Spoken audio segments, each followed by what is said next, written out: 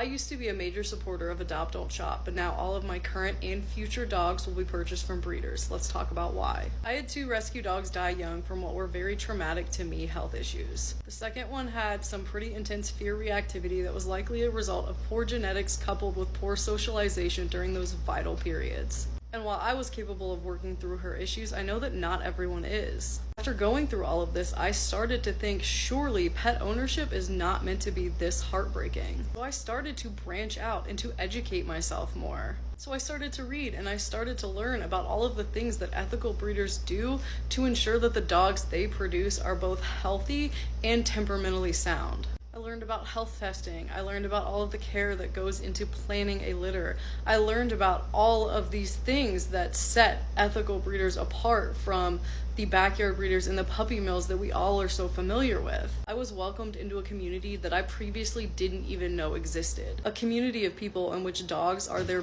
biggest passion. And that passion drives them to want better for dogs. From them, I learned even more about what goes into breeding. I was exposed to sports, to conformation shows. I saw all of the meticulous care that went into these dogs. I met their well-bred dogs, and I got my own, and the difference is night and day. And all the while, I was working in veterinary medicine, where I saw the very real and devastating effects that poor genetics and poor socialization, poor temperament have on dogs. And it made me want better for them, because dogs deserve to be healthy. They deserve to be temperamentally sound.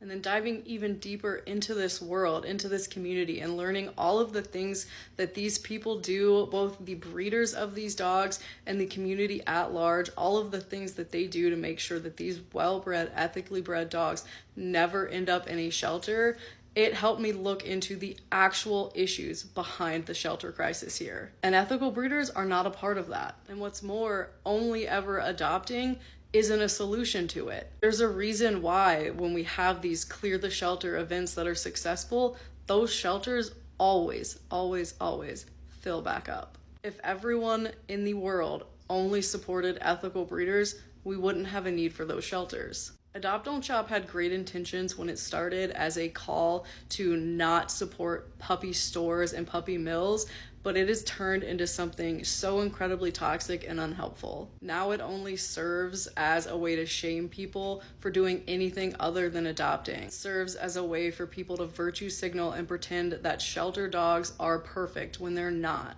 The very true reality is that shelter dogs are not a good fit for every home. They are unpredictable, they come from poor genetic backgrounds, they don't have good socialization or training, many have health issues, many have behavior issues, and not everyone can take a risk on that. I have learned that this is a very nuanced issue. It is not black and white like Adopt Don't Shop makes it out to be. So I used to be an Adopt Don't Shop supporter, but I'm not anymore. Because Adopt Don't Shop will never fix this issue, and my purchase of a well-bred, purebred dog from an ethical breeder did not sentence a shelter dog to death.